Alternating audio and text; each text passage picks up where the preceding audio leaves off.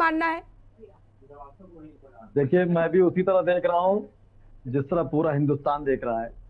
देखिए मैडम, अभी यहाँ पर जो उर्स हुआ था अजमेर शरीफ का, उसमें पूरी दुनिया से लोग आए थे और हर मजहब के लोग आए थे और हर मजहब की आस्था वहां से रहती है। तो इस तरह मेरी जो हिंदू भाई की आस्था है वो प्रयागराज में है, जिसका पहले इलाहाबाद नाम था, जो अब प्रयागराज हो गया। देखिए, कुंभ महाकुंभ की जहां तक बात है, 144 साल के बाद आया। मैं समझता हूँ कि हिंदुस्तान का, मैं चैलेंज के साथ कह रहा हूँ, कोई एक हिंदुस्तान का मुसलमान बता दिए जो उसके खिलाफ था। देखिए, रणनीति जहां तक बात होती है, इसको रणनीति लफ्ज देके कुछ, मैं माफी के साथ कहूंगा कि इसमें कुछ मीडिया भी होती है। जैसे गालिब का शेर था कि कुछ तो होते हैं मोहब्बत में जुनून के आसार और कुछ लोग भी दीवाना बना देते हैं। तो आप देखिए, अगर कोई मेरा हिंदू भाई है या मुसलमान भाई है या ईसाई भाई है, अगर कोई अपनी चीज के लिए आगे लड़ने की बात कर रहा है तो उसको रणनीति नहीं कहते हैं। जैसे मैडम, एक चीज होता है मजाक करना और मजाक उड़ाना। मजाक करना एक नॉर्मल चीज होती है, लेकिन अगर किसी का आप मजाक उड़ाएंगे तो बेइज्जती की बात है। अब आपने जैसे बताया कि उन्होंने मथुरा काशी की प्लानिंग करी है, उन्होंने, ये प्लानिंग नहीं होती है। देखिए, ये मुल्क नहीं, हर मुल्क जो है वो संविधान से चलता है और संविधान के बाद दो चीजें बहुत अहम होती हैं, वो होता है शासनादेश के अध्यादेश। और हमें उम्मीद है कि हमारे मुल्क के वजीर आजम हों या रियासत के वजीर आला हों, ये जो कोई भी काम होगा संविधान से अलग हट के नहीं होने देंगे और शासनादेश को पालन करेंगे। अब आप देखिए, कोई भी मजहब के लोग होते हैं वो अध्यादेश लागू करते हैं। जैसे उन्होंने बयान दे दिया कि मैं वो लेके रहूंगा। अरे संविधान है, आप मुकदमा कर रहे हैं, मुकदमे के जोर पे आपको मिलेगा, आप ले लिए। और बाबरी मस्जिद जब फैसला आया था तो उस वक्त भी मैं टीवी पे डिबेट दे रहा था, तो मैंने ये बात कही थी कि एक भी मुसलमान बताइए जिसके अगेंस्ट गया हो, क्योंकि मेरे नबी ने फरमाया है कि मुल्क की वफादारी आधा ईमान है और मुल्क जिस मुल्क में रहिए उसकी वफादारी करिए। मैं संविधान को मानता हूँ। अब आप आ जाइए लफ्ज जिहाद पर और धर्मांतरण की जो बात आपने करी, आप बताइए, लफ्ज जिहाद जब बात जिक्र आता है तो लगता है एक समुदाय को कि मुझको टारगेट पे किया जा रहा है, जबकि ऐसा नहीं है। हमारे मुल्क के वजीर आजम और यहाँ वजीर आला ने कभी बात नहीं की, अपने मुंह से, एक जबान से बात नहीं करी कि ये एक समुदाय के लिए है। लेकिन मीडिया कुछ सस्ती शोहरत पाने के लिए लोग सिर्फ मुसलमानों को अगेंस्ट करते हैं। लफ्ज जिहाद जो होता है, क्या हर धर्म के लोग नहीं करते हैं? एक समुदाय पे इल्जाम लगाना गलत है। अब धर्मांतरण पे आ जाइए, बात को कब लेना चाहिए मेरी। अब धर्मांतरण पे आ जाइए। नहीं, लेकिन जब बात आप देखिए मीडिया पर सवाल उठा रहे हैं, लेकिन जो होता है वही मीडिया दिखाता है ना। देखिए, जो होता है वही मीडिया दिखाता है, आप सवाल मत उठाइए। धर्मांतरण की बात जिसने किया है उस पर सवाल उठेगा। आदमी कहता है कि जी, जिसने किया उस पर तो सवाल उठेगा। कोई धर्म इसमें आगे नहीं आएगा कि ये इस धर्म का या उस धर्म का है। आपने मीडिया को जो है ना इसमें देखिए, मोती का हार होता है, अगर एक मोती तोड़ेगा बात दिखा जाएगी, उसके बाद मीडिया दिखाएगा। ये कहा, मैं ये कह रहा हूँ धर्मांतरण की जहां तक बात है, अभी आप देखिए परसों एक साहब ने जो मुस्लिम थे वो हिंदू हो गए। अच्छा, वो हिंदू, वो मुसलमान नहीं हुआ, वरना दूसरा बवाल शुरू हुआ था। तो देखिए, ये संविधान है, मेरा इसी कहना है कि इस मुल्क में संविधान चलता है, ठीक है, तो सबके लिए बराबर हो। ठीक है, मैं लौटती हूँ आपके पास सर, मैं आपको पर्याप्त समय दूंगी। बाकी मेहमान भी हमारे साथ जुड़ गए हैं। एच.एस. रावत जी, आवाज पहुंच रही है आप तक?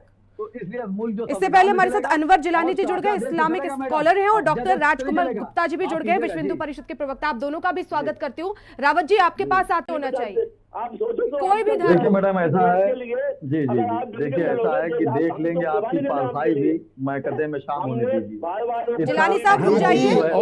और जहाँ लोग हिंदू जिलानी साहब, देखिए हमारे मुल्क के वजीर आज़म, मैं आपसे बार बार रिक्वेस्ट कर रही हूँ, मैं आपको बार बार रोक रही हूँ, आप रुक जाइए, आपका समय खत्म हो गया है। आज भी कायम है और आगे भी कायम रहेगा। ठीक है गुप्ता जी, रुक जाइए। आपसे भी मैं अपील कर रही हूँ, रुक जाइए। सिद्दीकी साहब को बोलने दीजिए, मैं लौट रही हूँ सर। अब देखिए वो बीच में जवाब, देखिए मेरी गुजारिश है जिलानी साहब कि जब मैं किसी मुझे देखिए फिर आपको ऑडियो म्यूट करवाना पड़ेगा। अच्छा मैसेज सामने जाना चाहिए। आप जो बोल रहे हैं वो पहुंच नहीं पाएगा, बीच में मत बोलिए। सुन लिए पहले, अभी आपने कहा हिंदू को उसका हक नहीं मिल रहा है। आप चैनल बताइए हिंदू क्या हक नहीं मिल रहा है, किसने रोक रखा है? जिसने रोक रखा है उसके बाद एक्शन लीजिए। अब आपने अभी आपने रिजवी साहब से एक बात कही कि आप पाकिस्तान जाइए। आप बताएं, मैं आपको चैनल कह रहा हूँ, पाकिस्तान कौन तारीफ करता है? मैंने कल ही 4 डिबेटें दी है पाकिस्तान के खिलाफ, जो मौलवी लड़के ने बात की संभल के, बल्कि आपके भी मैंने डिबेट दिया। इस तरह की बातें ना करें। 1857 में जब मुल्क की आजादी, लेकिन गुप्ता साहब ये सब बातें भी तो नहीं होना चाहिए ना कि पाकिस्तान जाइए और इधर जाइए। भारत में तो हर धर्म के लोग रहते हैं, उन्हें आजादी है रहने की। गुप्ता साहब देखिए, ऐसी बातें तो मत करिए कि पाकिस्तान जाइए, बाकी देशों में जाइए, 57 देश लोग खुद ही दूसरे को ले आते हैं। मेरा सिर्फ ये कहना, देखिए अगर वहां पर मथुरा काशी की बात आई थी, इसमें क्या बुरी बात है? मैं भी बैठा हूँ, लखनऊ में सीरियल मस्जिद जगह चल रहा है, मैं कोशिश करूंगा कि मस्जिद बची रहे। मेरी आस्था जुड़ी हुई है, आपकी लगी, आपका लक्ष्मण टीला है, आपकी आस्था जुड़ी हुई है। दोनों संविधान को मानिए। मैंने बाबरी मस्जिद की बात की थी, आज आपसे यह संबंध में बात कर रहा हूँ, और जितना बातें हो रही है कोर्ट का फैसला कराएगा। ठीक है, जो जिलानी साहब का ऑडियो जरा मानेंगे। म्यूट कीजिए। देखिए, इस तरह की बातें ना करिए, मुल्क को आगे बढ़ने दिए। इस मुल्क की गंगा जमनी तहजीब हमारे सस्ती शोहरत पाने के लिए इस तरह की बातें ना करें। वो आखिरकार वो कोर्ट में मुकदमा चल रहा है, कोर्ट जो फैसला करेगा हर बात मानेंगे। आप इस तरह की बातें लाते हैं तो एक समुदाय को लगता है कि हमको ही टारगेट किया जा रहा है, जबकि हमारे मुल्क के वजीर आजम और रियासत के वजीर आला ने कभी भी मुसलमान को टारगेट नहीं लिया। मोदी जी ने तो यहाँ तक कहा था कि मुसलमानों ने हमको वोट दिया। और मैडम एक खास बात, 1-2 सेकंड और कर दूं, चाहे दोबारा मौका ना दिएगा। आप बताइए, योगी आदित्यनाथ जी को लोग बदनाम करने की कोशिश करते हैं। आप बताइए, योगी आदित्यनाथ जी की जो कर्म भूमि गोरखपुर है, कोर्ट के खिलाफ तो जा नहीं सकते सिद्दीकी साहब।